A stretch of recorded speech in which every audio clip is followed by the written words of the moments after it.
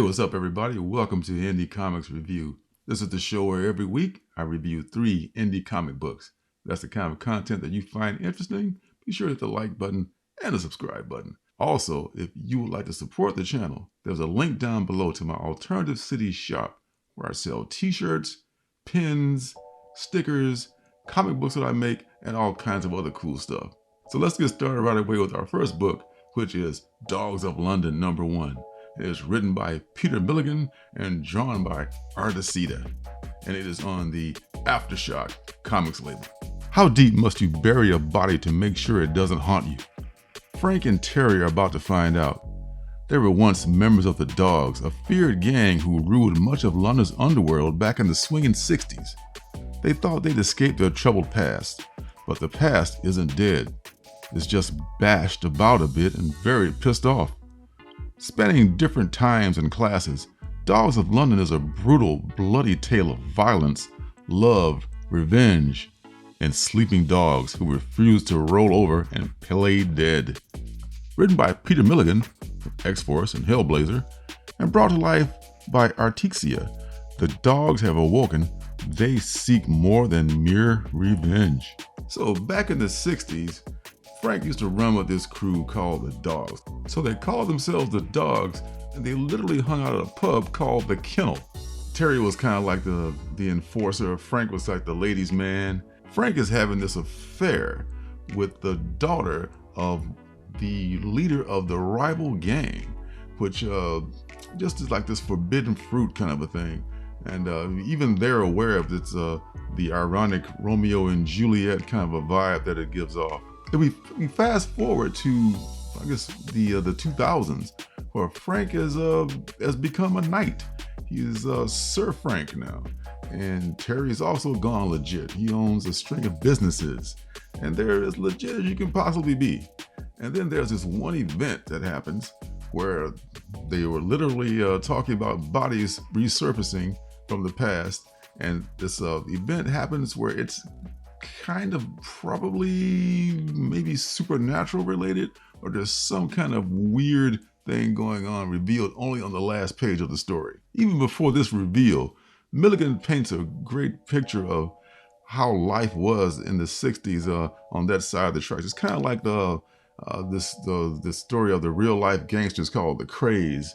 Kind of reminds me of that kind of a vibe. These guys, it's a very violent, bloody, gritty kind of a thing, and it's got a humorous kind of a slant to it as well. I'm glad to see Milligan coming back with another winner. He's been doing some good stuff lately. Out of Body was a mini-series he finished recently that I read. And Artacita is doing a great job with the artwork as well. This is a person whose work I'm not familiar with, but it fits this story very, very nicely. This is a book I think people who like gangsters, paranormal activity, or a combination thereof, this would be something you might want to check out. Dogs of London #1 just dropped last week. You probably still find this book in your LCS. Take a look if you have not already. The next book is Friday #1. This is the local comic shop edition. It is written by Ed Brubaker, and it is drawn by Marcos Martin, and it's on the Image Comics label. This LCSD release presents the first issue of the genre-defying post-young adult masterpiece from award-winning creators Ed Brubaker, Reckless, Friend of the Devil, Pulp, Kill or Be Killed, and Marcos Martin, The Private Eye, and Daredevil. There's not much of a description there, but one thing does stand out in that description, and it says genre-defying. It's hard to really pinpoint what genre you would put this in. Detective whodunit, it's a little bit more than that. Slice of life, maybe, yeah. But it's really about this girl named Friday, and she lives in this small town, and she's had a friend for life who's just this kid detective. His name is Lance, and I'm not really sure what the deal. I feel like I'm jumping in the middle of this story. Lance goes around solving crimes, and he's literally got this sheriff in tow with him, like his Dr. Watson. This is kind of a weird setup. And the thing is, too, Friday and Lance actually had apparently they've been friends their entire lives. They're both young people, but they grew up together as kids. And before she left for college, apparently there was some kind of a thing, I guess, where they got busy or whatever, and he has not addressed that in the time that she's been away from college, at college, and now all of a sudden she's back, and he's still playing it coy. He's not saying anything about like this thing never happened between them, and she is waiting for him to address it, and he doesn't address it, and the sheriff is just blocking like you wouldn't believe. He's just pretty much playing Alfred Pennyworth to Lance's Batman.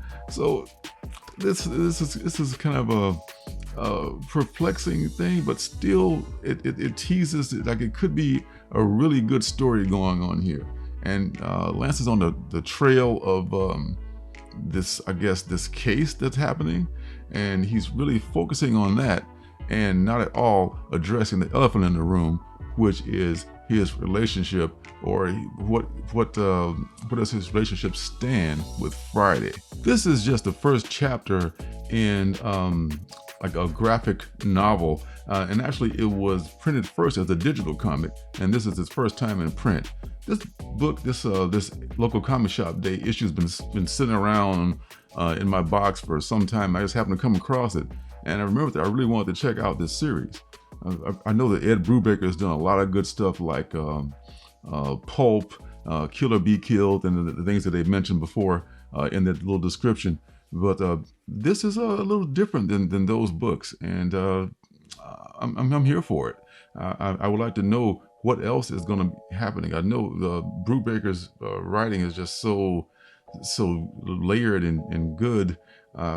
I want to see what happens with this, so I would probably be picking up the graphic novel, the collected series, I should say, and to see what's going on with that.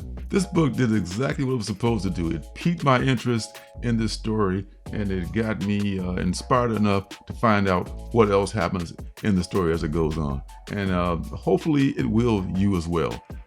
Friday, #1, you can just bypass that issue and just buy the graphic novel if you want, or you could buy this issue. You could probably find this issue somewhere, maybe at your LCS. I bet it's laying around somewhere, and you can just read it to see if it's something that you would be interested in reading. From the looks of it, it seems like Friday could be a book that could appeal to teens as well as adults. It's really nicely done. This first issue has got me interested.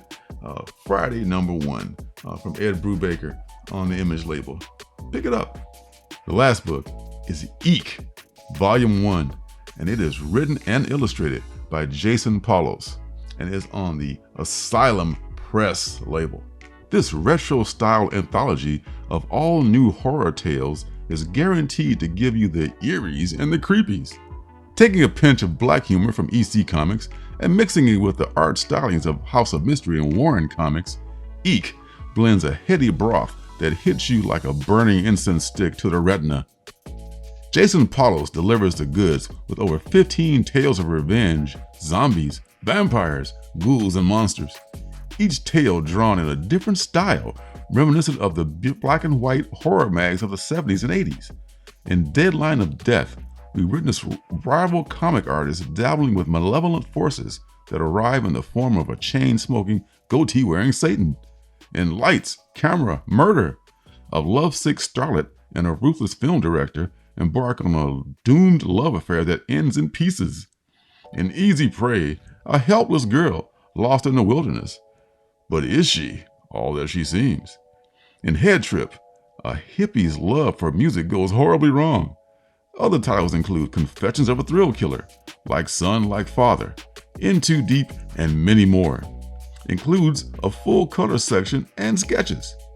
EEK is a trade paperback, actually, and is a collected edition of 5 issues of EEK Comics 1 through 5, and it's like $15. I'll put a link down below if you'd like to check it out.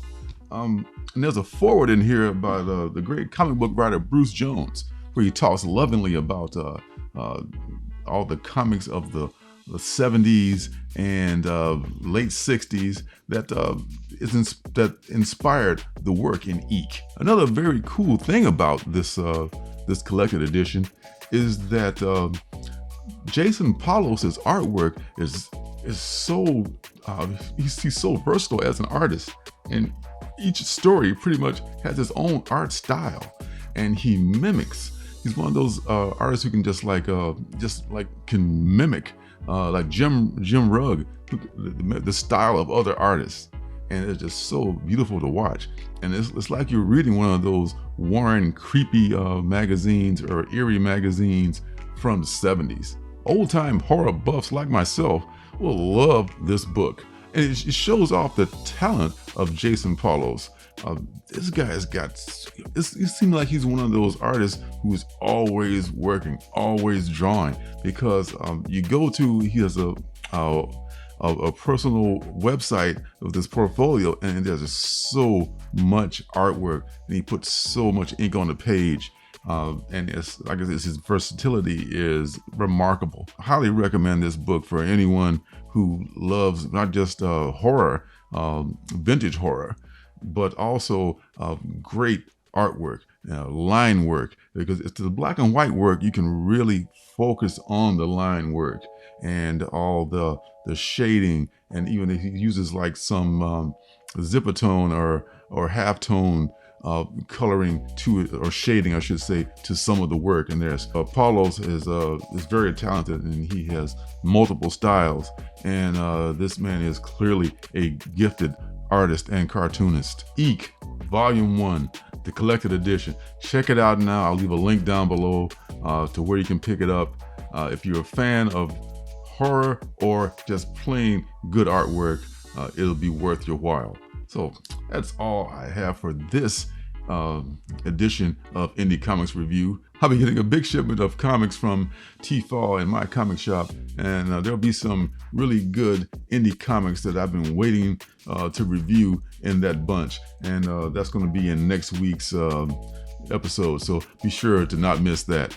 So until next time, be sure to hit the like button, hit the subscribe button, and turn notifications on if you'd like to know when I'm making my next video. So until next time, I'll see you guys in the funny papers. Hey, don't forget to subscribe and leave a thumbs up.